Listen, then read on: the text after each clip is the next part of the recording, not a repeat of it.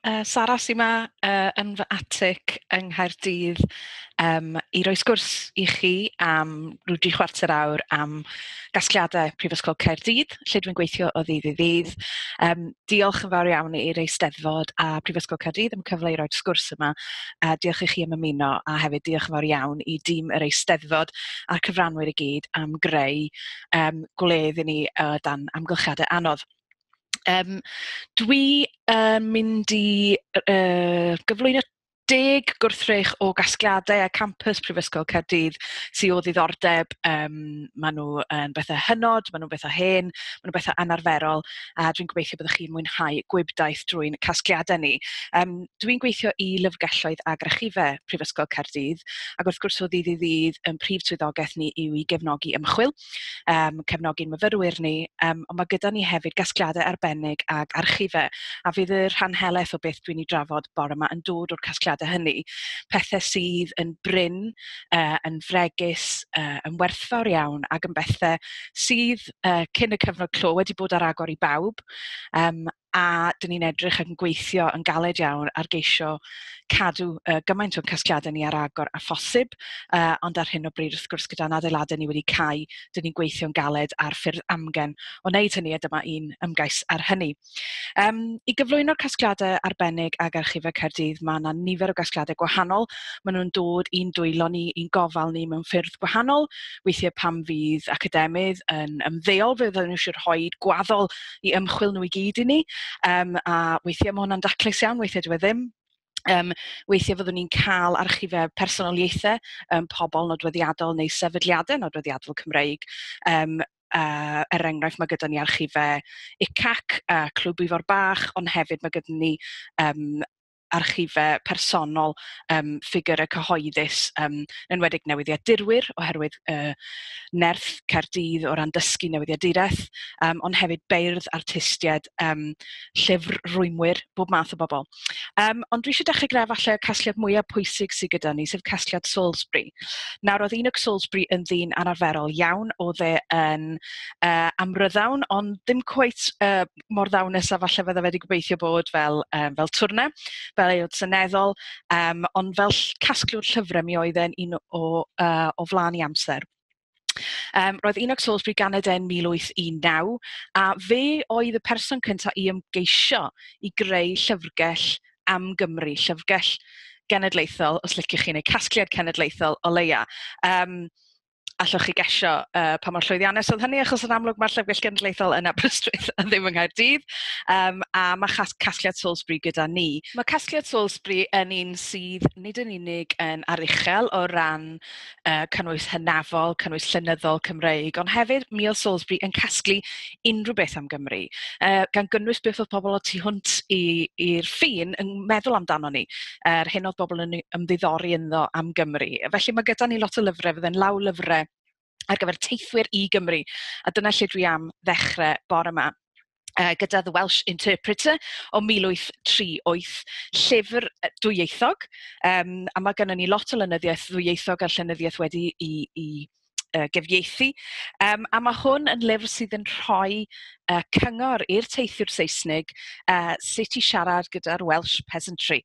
Nawr, dwi'n gwybod bod ni'n trafod lot i wneud a pobl yn ymweld â Chymru ar hyn o bryd ac ymddygiad, a mae'n ddiddorol iawn edrych yn ôl i ddogfen o 1838 a gweld beth fydde wedi bod yn cael ei annog fel ffordd o sgwrsio gyda pobl yng Nghymru. Mae gyda ni esiamplau pethau fel eillwch fi, ewch chi nôl snishin i fi, ydy fan hyn yn saff, ydych chi'n siarad Saesneg, ond does dim llawer yno o ran sgwrs. Does o ddim, dwi'n meddwl bod diolch yn ymddangos yn y llyfr yma tan ti'n dal yn 70, ond mae'n hyfryd gweld, falle bod ni ddim yn licio'r cynnwys, mae'n hyfryd gweld bod bobl wedi bod yn ymddiddori yng Nghymru a pa fath o ddiddordeb sydd wedi bod. A dyna un o'r pethau sy'n unigryw am y casgliad yma yw bod yn dangos beth oedd diddordeb pobl yng Nghymru, beth oedden nhw'n gwneud tra bod nhw yma, yn disgwyl cael cerdded mynyddoedd, wrth gwrs, a dringo, ac hefyd yn cyrchu lloches, cyn bod gyda ni gymaint o westau a diwydiant twristiaeth. Mae'n rhoi rhyw fath o olwg i ni ar hynny. Ond i fi, dwi jyst yn licio darllen yr cyfieithiadau rhyfedd, a dychmygu rhyw deithiwr yn trio ffeindio ei ffordd o gwmpas yr yrru yn defnyddio'r llyfr yma, a gobeithio gaethon nhw lwc. Fel ddwedes i, nath Salisbury ddim llwyddo i adeiladu Llyfrgell Genedlaethol, mi ath yn fyth dalwr, a dyna pam mae'r casgliad gyda ni heddiw. Mae casgliad arall pwysig iawn sydd gyda ni yw Llyfrau Pryn Caerdydd. Mae Llyfrau Pryn Caerdydd, dwi'n gweld eisiau stacks, mae arogl wahanol i Lyfrau Pryn Caerdydd. Mae Llyfrau Pryn Caerdydd yn arogli fel tobacco a vanilla, a mae mewn stac gwahanol. Mi ddath y casgliad yma i ni trwy law Cyngor Caerdydd oedd yn methu gofalu amdano fe bellach. Ac fe gasglwyd y casgliad yma ar gyfer pobl Caerdydd, gwaddol diwydiant yw e mewn ffordd, a mae nhw yn lyfrau aruchel, cain, drydfawr, pryn iawn, ac yn ei misg nhw mae yna gasgliadau cyflawn o allbwn gweisg bychain. Y mwyaf nodweddiadol yw Kelmscott, y gwasg William Morris, wrth gwrs sy'n cael ei adnabod fel pen neu arweinydd y mudiad celf a chrefft. Ac yr esiampl hoffwn i ddangos i chi heddiw yw The Flower and the Leaf. Mae'r llyfr yma wedi rwymo a llaw, mae wedi argraffu ar wasg draddodiadol, ond mae'r clawr i gyd wedi cael ei frodio a llaw mewn sidan. A mae'n dangos cyfoeth Caerdydd yn ystod y cyfnod diwydiannol hwnnw, a mae hefyd yn dangos falle elfen arall ar lyfrau dyn ni ddim yn cael gyda ddarllenwyr, sef y pleser o ddarllen, ond y pleser hefyd o gael llyfr mewn llaw. Dwi'n mynd i ladd ar dechnoleg ac ar ddarllenwyr o gwbl, ond mae'r llyfrau yma sydd wedi rhwymo'n gain iawn, mae nhw'n bethau arbennig iawn, a mae'r casgliad sydd gyda ni yng Nghaerdydd, mae un casgliad yn LA, mae un arall yn Glasgow sydd fwy cyflawn, ond tu hwnt i hynny mae hwn yn un o'r casgliadau mwyaf nodweddiadol yn y byd o ran rhwymo llyfrau a creu llyfrau sy'n wrthrychau hardd ac yn bethau unigryw. Darn virtuoso yw hwn, wrth gwrs, mae hwn yn esiampl hyfryd iawn, ond mae'n ddiddorol gweld pleser a cariad at darllen, ond hefyd gweld beth oedd gwaddol ddiwylliant yma yng Nghaerdydd yn oes Victoria. Ac wrth gwrs hynny'n dod ar traul yr ymerodraeth wrth gwrs, ond gweld y ffigur yma yn cyfoethogi'r ddinas ac yn rhoi'r llyfr yma i'w cadw yn yr hen lyfrgell a'r rheini wedyn yn dod ato ni. Ac wrth gwrs pan mae'n stafelloedd darllen ni ar agor, mae'r rhain yn gasgliadau sydd ar gael i bawb i'w darllen ac i'w mwynhau. Y trydydd peth o'n i eisiau at hynny, mae hwn falle o tu allan i muriau yr ystafell ddarllen, ond o'n i'n meddwl felly fi ddewis rhywbeth pensaernïol, achos mae dyna yw fy maramennu ni, mae lot o ffyrdd, ac felly dwi wedi dewis adeilad sydd yn hollol allweddol yn hanes menywod Cymru, a sy'n heiddi falle gwell cydnabyddiaeth o'r rôl mae wedi chwarae yn hanes addysg Gymraeg a hanes addysg menywod. Felly, Neuadd Aberdâr yw y trydydd gwrthrych ar y rhestr gen i. Dyma'r unig le yn ystod 1880, 1883 ymlaen, dyma'r unig le lle oedd menywod yn gallu cael addysg brifysgol. Felly mae menywod wedi cael astudio a dysgu ym Mhrifysgol Caerdydd ers y cychwyn cyntaf. Doedd na ddim corff oedd yn gwobrwyo ac yn rhoi graddau, felly oedd rhaid i'r menywod cyntaf na ddath ym 1883 gymryd arholiadau Llundain, arholiadau University College yn Llundain.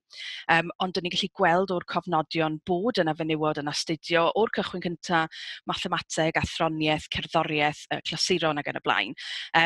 Mae Neuadd Aberdâr, fel y mae e heddiw, yn dyddio 1895, ond cyn hynny mi oedd na dŷ ar ffordd Richmond yng Nghaerdydd a adnabyddir fel Neuadd Aberdâr, oedd yn gartre i 40 o fyfyrwyr.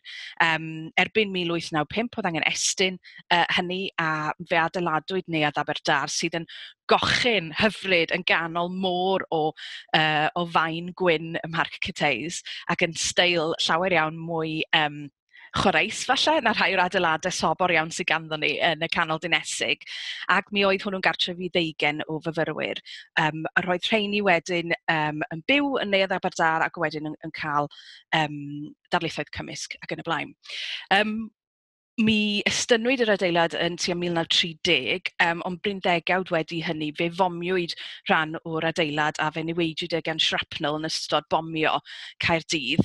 Mi bomiwyd wrth gwrs undeb myfyrwyr ac hefyd llyfrgell Prifysgol Caerdydd. Felly, dyn ni'n lwcus iawn bod y llyfr yma dal gyda ni. Mae rhai o'n cofnodion ni yn dangos bod myfyrwyr wedi wneud cadwyn ac yn pasio dŵr.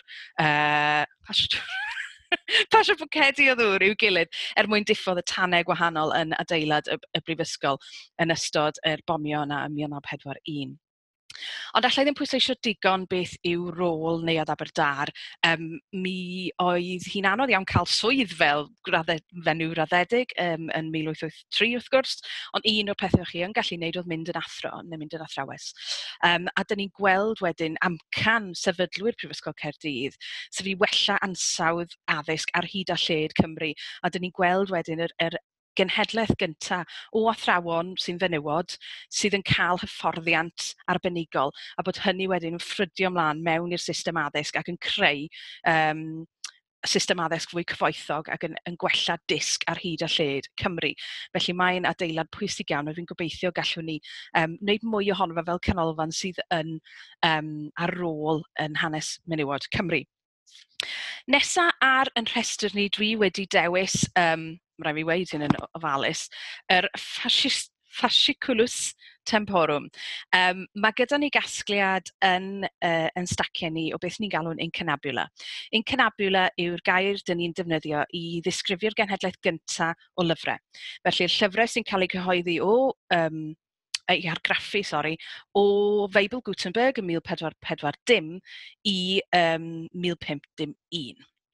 Felly, os liciwch chi yr 1.0, mae'r rhain yn lyfrau sydd yn arloesol iawn, maen nhw'n dechnoleg fodern iawn, a maen nhw rhain yw tarddiad yn diwylliant print ni heddi, ac oherwydd hynny maen nhw yn bethau cyfoethog iawn, ond fwy na dim eto mwyn cael y llyfr mewn llaw, maen nhw yn bethau hynod iawn.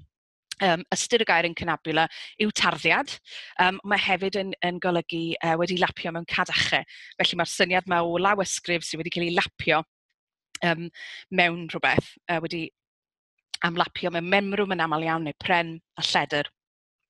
Mae nhw'n bethau arbennig iawn, a mae tua 150, 200 o'r rhain gyda ni, llawer ohonyn nhw yn Lladin, llawer ohonyn nhw yn bethau dwi ddim yn gallu darllen. Mae lot ohonyn nhw'n bethau sydd i wneud â chrefydd, neu ag athroniaeth. Ac dwi wedi dewis yr un yma, achos mae'n dangos i ni bod y genhedlaeth gyntaf yma ar incunabula o lyfrau yn bont rhwng diwylliant llawysgrifau, lle fydde pethau'n cael eu copio a llaw, a chonfensiynau y genre yna, a print. Os ydych chi feddwl am pa mor fflat yw rhywbeth fel Kindle, a bod ni'n darllen yn gonfensiynol o'r chwith i'r dde ac i lawr i dudalen, mae'r incunabula yn ymgorffori rai o steiliau fydd yn cael eu defnyddio mewn llawysgrifau, felly marginalia, ychwanegiadau, pethau mewn colofnau yn gyfochrog â'i gilydd. Mae Fasciculus Temporum yn dyddio o 1474, so mae'n beth hynafol iawn, ac yn hyfryd o beth i weld yn olrhain hanes y byd. Felly mae'n ddogfen secular ac yn ddogfen grefyddol, achos mae'n dechrau gyda'r greadigaeth, a welwn ni yn y dudalen yma dwi wedi dewis, mae'n rhoi hanes archnywau i ni, a fe allwch chi weld o'r cylchoedd, o'r defnydd o linellau, o'r ffaith bod na ddarluniau wedi ychwanegu mewn i'r testun, bod, fel ddwedes i, rhain yn bont rhwng y llawysgrif traddodiadol a'r llyfr fel dyn ni'n ei adnabod y heddiw. Dwi hefyd yn meddwl bod yn hyfryd o beth i weld enfys o 1474 yn y llyfr yma, a gweld lle mae un darllenydd wedi lliwio yr enfys i mewn, achos dyna un convention arall yw byddwch chi'n prynu fel arfer rhywbeth wedi brintio yn ddiaw gwyn, a fyddwch chi'n gallu ychwanegu lliwiau yna i trwy dalu rhywun, neu allwn ni weld y rhai o'n llyfrau ni, mae pobl wedi gwneud eu hunain ddim wastad. yn llwyddiannus. O'n i'n sôn wrth gwrs bod yn stafell ddarllen i'r gau ar hyn o bryd, mi ydyn ni'n gorfod ystyried pethau ychwanegol fel cadwraeth gyda llyfrau pryn. Mae modd diheintio, er enghraifft, yn gwerslyfrau bioleg ni, trwy ddefnyddio bron fel microdon sydd yn zapio y llyfrau ac yn gallu diheintio nhw. Dyn ni ddim eisiau roed llyfr o 1474 yn yr un math o ddyfais, achos dyn ni ddim yn siŵr am beth fydde effaith ar y ddyfais yna ar ffasiwn ddogfen bryn. Felly mi ydyn ni dal yn ceisio dirnad sut allwn ni hwyluso mynediad corfforol at gasgliadau ac efallai mai digideiddio yw un o'r atebion am hynny. Felly gobeithio gwelwn ni fwy o hynny yn y dyfodol. Llyfr arall o gasgliad Salisbury sy'n nesa, Hanes y Lleiad, gan rywun anhysbys o 1840. Dwi wedi dewis hwn achos falle bod fi'n sôn mae'r llyfrau yn cynabwyl am pethau aruchel iawn, pethau awdurdodol yn ei hamser. Mae Hanes y Lleiad yn rhywbeth sydd yn cosi fi bob tro dwi'n gweld e. Mae'n ddogfen ffug. Felly mae'r llyfr yn honni i bod hi wedi ei chyhoeddi yn seiliedig ar lawysgrif a ddarganfuwyd yn desg Sir John Herschel. Felly maen nhw'n dweud, wel, ni wedi darganfod y llawysgrif yma yn nesg Sir John Herschel, oedd yn wyddonydd mawr yn ei faes, ond a fi farw, a maen nhw wedi gweud, wel, ni wedi darganfod hwn, dyn ni'n siŵr iawn os dyn ni'n cael ei gyhoeddi fe, ond ni eisiau chi wybod bod Sir John Herschel wedi sgwennu hwn ei hun, ond nath e ddim ffasiwn beth. A dogfen yw hi sy'n disgrifio'r lleiad. Felly maen nhw'n defnyddio enw'r gwyddonydd yma i greu cofnod o beth sy'n ar y lleiad, a mae'r disgrifiad yna yn cynnwys nid yn unig llosgfynyddoedd, llynoedd, ond hefyd defaid, ceirw, adar a bodau rhesymol sy'n cerdded ar ddwy droed. Ac mae'n ddogfen sydd yn troedio rhywle rhwng gwyddoniaeth a ffuglen. Mae'n hyfryd o beth. Mae bron yn wyddonias yn ei fath ei hun. Un o'r hoff bethau fi amdano fe yw'r print sydd yn plygu allan o'r clawr mewnol, sydd yn honni fod yn argraffiad gwirioneddol o beth welodd Sir John Herschel drwy sbienddrych i fyny ar y lleiad. Felly gobeithio fyddwch chi'n mwynhau gweld yr hwyaid a'r bobl flewog sy'n byw ar y lleiad yn ogystal â'r tai to gwellt oedden nhw'n byw ynddyn nhw. Mae yna rhywbeth hyfryd iawn ynglyn â darganfod pethau fel hyn mewn llyfrau, lle chi'n cael rhywbeth bach yn esgwyl fel nodyn, fel darn arall o bapur wedi osod i mewn, neu print fel hyn. Mae hefyd yn esiampl o beth sydd gyda ni yn rhan yn casgliadau seryddol ni. Mae diddordeb y Cymru yn y sêr ac yn y lleiad wedi un hir faith, ac mae gyda ni gasgliadau Cymdeithas Seryddol Cymru, Cymdeithas Seryddol Caerdydd, a mae'r rheini'n gasgliadau sydd eto'n troedio rhwng yr esoteric a'r gwyddonol. Llyfrau fydde aelodau o'r cymdeithasau yna yn cyfnewid gyda'i gilydd, rhai ohonyn nhw'n lyfrau gwyddonol fydden nhw dal yn cael ei ystyried yn wyddonol heddiw, a rhai ohonyn nhw mwy i wneud gyda pethau fel darllen y sêr ar gyfer horoscopes neu ar gyfer darllen breuddwydion yr amser gwahanol o gyfnod y lleiad ac ati.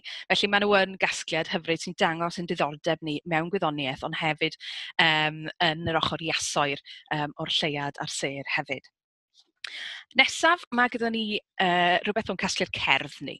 Dyn ni yn cefnogi lot o ymchwil yn Ysgol Gerdd Brifysgol Caerdydd, cefnogi enghraifft rhai sydd yn astudio cyfansoddi neu sydd yn astudio perfformio, oherwydd mae gyda ni archifau personol rhai cyfansoddwyr fel Morfydd Llwyn Owen. Mae hefyd gyda ni gasgliadau o sgriptiau a gwahanol bapurau Grace Williams, bod y gweithiau mawr Grace Williams yn y Llyfrgell Genedlaethol, gweithiau cerddor faol er enghraifft.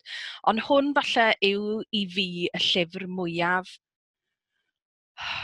dadlennol o ran cyfraniad casglwyr hanes Gwerin, a hefyd menywod, cenedlaethau o fenywod sydd wedi bod yn casglu, yn hyrwyddo yn noddi ac yn perfformio cerddoriaeth werin yng Nghymru.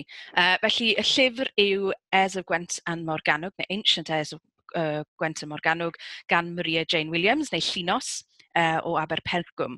Mae'r llyfr yma yn dyddio 1844 a mi wnes i dynnu gwynt a bron dechrau crio, dweud gwir, pan si agor y llyfr yma a gweld llofnod Gwynenau Gwent ar y clawr mewnol.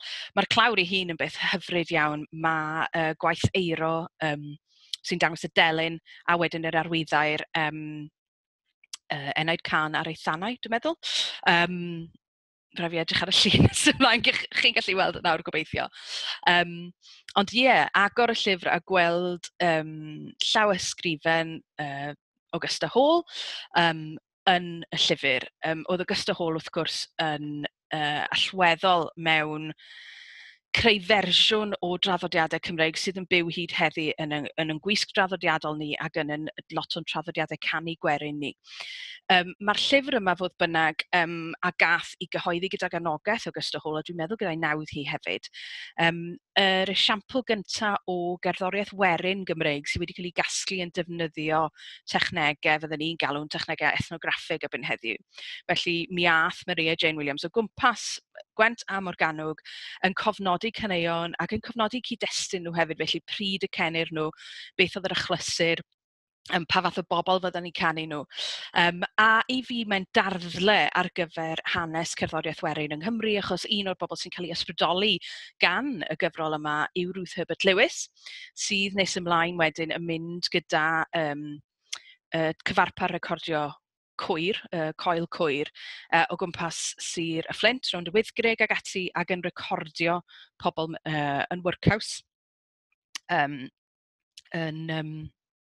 y Wyddgrug, sori, ac yn cofnodi caneuon y Gogledd Ddwyrain yn yr un modd, ac eto yn nodi cyd-destun y caneuon. A y genhedlaeth nesaf yw Morfudd Llwyn Owen, un o'r rheini sydd wedi cynrychioli yn yn archif ni. Hi sy'n helpu Ruth Herbert Lewis gyda trawsgrifio y recordiadau yma a creu gosodiadau fydden ni heddi yn eu canu ac yn cael eu canu, mae'n siŵr, ar lwyfan yr Eisteddfod. Ac wrth gwrs, pan fi farw Morfudd Llwyn Owen yn ifanc iawn, yn 28 mlwydd oed, yn 1918, dwi'n meddwl, un o'r bobl cyntaf, neu y myfyrwraig cyntaf i gael ysgoloriaeth Morfudd Llwyn Owen a sefydlwyd ar ôl i marwolaeth hi oedd Grace Williams. Ac wrth gwrs, hi yn enwog hefyd am ymgyrffori cerddoriaeth werin Gymreig i'w gosodiadau hi, i'w gwaith cerddorfaol hi. Felly mae'r llyfr yma, y cysylltiadau yma, y rhwydweithiau yma, a hefyd cariad at ganu ac at berfformio a hyrwyddo cerddoriaeth Gymreig yn rhywbeth sydd yn lloni fi, a mae gyda ni gynlluniau i gynyddu defnydd o'r casgliadau cerdd gyda cherddorion. Felly gobeithio y bydd cerddorion yn y dyfodol yn gallu dod ac edrych ar y sketches cerddorol yma, ar y gwahanol ddogfennau sydd gyda ni, a gobeithio bod hynny wedyn yn ysbrydoli creu gweithiau newydd neu ailweithio gweithiau traddodiadol hefyd. Y gwrthrych nesaf, mae chydig bach yn drymach na beth dyn ni'n gallu handlo yn y stafell darllen. Dwi wedi dewis rhywbeth o'n casgliad celf ni. Nawr, mae gyda ni gasgliad celf sydd wrth gwrs â lot o bortreadau o ddynion pwysig iawn o hanes yr Brifysgol, ond mae hefyd gyda ni gynrychiolaeth arbennig o artistiaid benywaidd, enghraifft Mary Lloyd Jones, ond beth dwi wedi dewis ar gyfer yr cyflwyniad yma yw Three Obliques Walk-In gan Barbara Hepworth. Mae hwn wedi osod tu allan i'r ysgol gerdd, a mae'n un o 3 o'r cerflun yma sydd yn bodoli. Mae un yn Seattle a dwi'n meddwl mae llall yn Chatsworth House. Felly mae hwn yn rhywbeth gallwch chi heibio ddo fe, ond wrth gwrs yr gwahoddiad yn heitl y darn yw walk-in, cerddwch chi mewn. A mae'r cerflun yma yn un sydd yn ran o drobwynt yng ngyrfa eitha hwyr Barbara Hepworth, lle mae'n symud o greu siapiau organig a cherfluniau ar faint llai i'r cerfluniau yma sydd yn llawer am mwy sgwar, llawer am mwy pensaernïol, trwm a phresenoldeb bron fel heneb ganddyn nhw, monumental phase, maen nhw'n galw fe. A un o'r pethau dwi wrth y modd ag ydy bod hi yn gwahodd ni i gerdded i mewn ac i ymgysylltu gyda cerflun yma. Felly os ydych chi yng Nghaerdydd, ydych chi wedi bod yn mynd ac yn ymarfer corff ac yn cerdded o gwmpas y lle, fe fyddwn ni'n eich gwahodd chi hefyd i dreulio peth amser gyda y cerflun yma. Mae hi'n disgrifio y berthynas, mae'n gweud, the whole body reacts to its presence.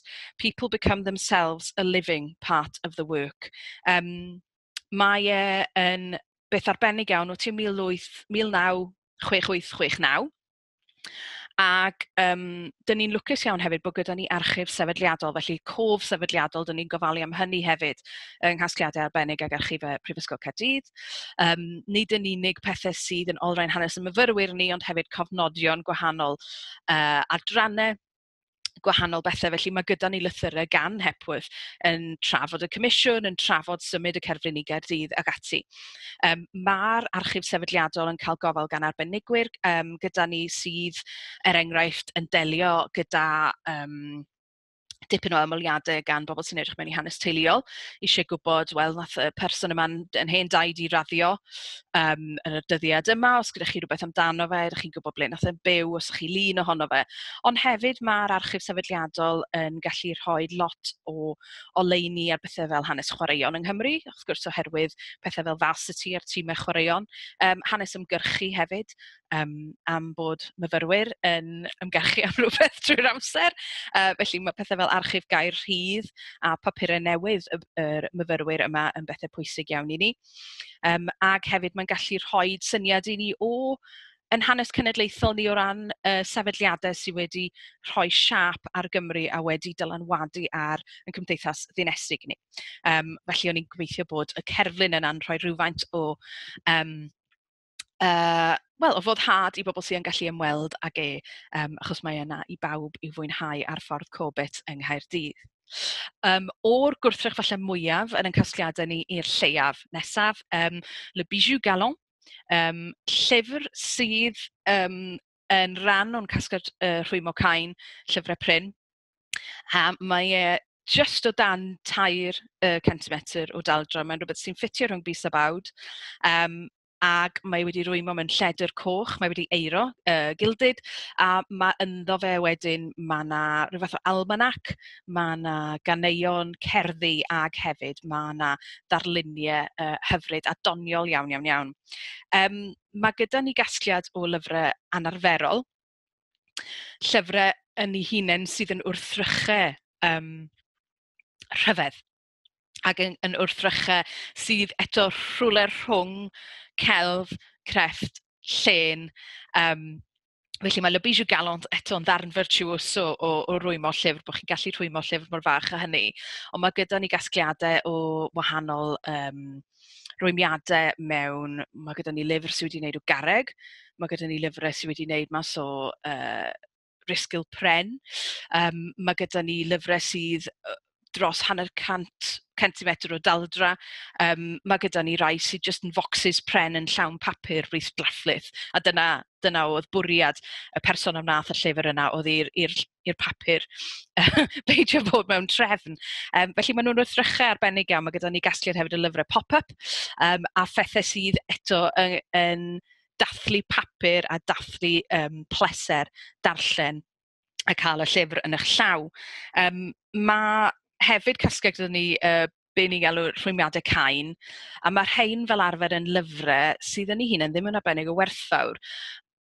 Pan oedd diwydiant yn ffynnu yma yng Nghaerdydd, os oeddech chi yn Ŵr Bonheddig ac eisiau dangos pa mor ddysgedig oeddech chi, falle byddech chi'n prynu llyfrau i roi tu ôl i chi, neu i roi ar eich silffoedd chi, fydda'n edrych yn hyfryd. Felly mae gyda ni bethau sydd yn defnyddio gwahanol fathau o ledr a memrwm, gwaith eiro, gwaith addurniedig, hynod o gain, pethau fel Mother of Pearl, pethau sydd wedi peintio a llaw, sy'n defnyddio metalau gwerthfawr. Ond mae'r llyfr ei hun oddi fewn ddim yn bethau arbennig iawn, gwedwch copi weddol gyffredin o Great Expectations neu rhywbeth fel 'na, ond yn sicr gweithiau sydd wedi cael eu cynhyrchu mwyn edrych yn ffantastig ar y silff, hyd yn oed os nad yn nhw'n cael eu darllen. falle bod fi'n bach yn euog o hynna, fi yn trio darllen beth sy'n gen i adre yn ystod y cyfnod clo yma. A dyn ni dal yn casglu llyfrau anarferol heddiw. Felly mae Red Hen Press, maen nhw wedi wneud rhodd i ni i catalog cyflawn nhw. A un o'n hoff weithiau o hwnnw yw Ordinary Cats, Cathod bob dydd, a mae'r rheini mae honno'n lyfr 56 cm o daldra. Felly mae rhaid gosod hwnna allan ar fwrdd eitha mawr i'w ddarllen e. A dyn ni hefyd yn casglu gweithiau gweisg sydd yn gwneud argraffiadau bychain, felly pethau fel grygynog, creitur, bob mathau o weisg sydd yn dal yn gweithio hefyd. Reit, wrth i ni bron a ddod i glo, un o'r pethau ni eisiau i rannu gyda chi oedd y ffaith bod gyda ni archifau pobl nodweddiadol iawn, felly mae hwnna'n rhan arall o'n gwaith ni yw gofalu am waddol bywydau pobl. A fyddwch chi'n gwybod cystal â fi bod bywydau pobl ddim yn hollol daclus. Mae'r boxes sydd jyst mas o shot fan hyn, so ni'n galw hwnna'n archif, ond mae lot o waith papur, llythyrau, mementos ag ati yma. Ond ddim trefn arnyn nhw, fyddwch chi byth yn gallu dirnad unrhyw beth. Wel, fyddwch chi'n gofod 3 wythnosau so fod yn mynd trwy'r papurau yma i gyd er mwyn ffeindio rhywbeth diddorol, gobeithio. Felly, beth sy'n dod ato ni'n aml iawn pam fydd rhywun yn... pan fyddwn ni'n etifeddu archif bersonol, does dim llawer o drefn arnyn nhw, a ma yn cydweithwyr i yn y tîm archifol yn gwneud gwaith arbennig iawn yn creu adnodd chwiladwy allan o waith bywyd rhywun. Felly mae pethau'n dod ato ni weithiau, jyst yn focsys ar focsys a focsys o lythyrau, mementos, bob math o bethau. Ac mae'r tîm wedyn yn creu rhywbeth allwch chi chwilio, felly os ydych chi'n dod mewn fel ymchwilydd a chi eisiau gwybod, wel, dwi eisiau ffeindio'r dyddiadur yma 1945, dyn ni'n gwybod lle mae e. Dyn ni'n gallu rhoi i chi i ddarllen yn eich llaw. A mae'r gwaith yna yn parhau gyda archifau gwahanol. Fel Sonia sy'n newyddiadurwyr sydd wedi bod yn Nghlwm ar Brifysgol, ond hefyd beirdd, academwyr a teuluoedd pwysig o hanes Caerdydd hefyd. Ond beth o'n i wedi penderfynu rhannu gyda chi oedd Edward Thomas. Nawr, mae Edward Thomas, mae archif wedi dod i ni mwy trwy gysylltiad personol gyda'r academydd, a fi'n gweithio yn y Brifysgol yn hytrach nag oherwydd rhyw gysylltiadau Cymreig neu gysylltiadau cryf iawn gyda Chaerdydd. Ond mae Edward Thomas yn berson nodweddiadol iawn achos mae'n cael ei adnabod yn bennaf fel beirniad llenyddol, ond mae waith llenyddol ei hun wedi dod yn fwy poblogaidd dros y blynyddoedd.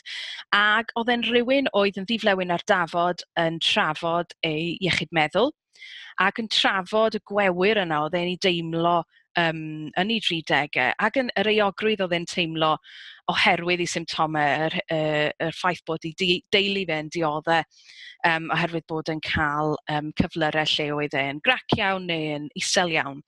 Un o'r ffyrdd yr oedd e'n delio gyda'r hyn oedd e'n deimlo oedd cerdded, a mi fydde fe'n cerdded ac yn cerdded ac yn cerdded, ac yn cofnodi beth oedd e'n weld.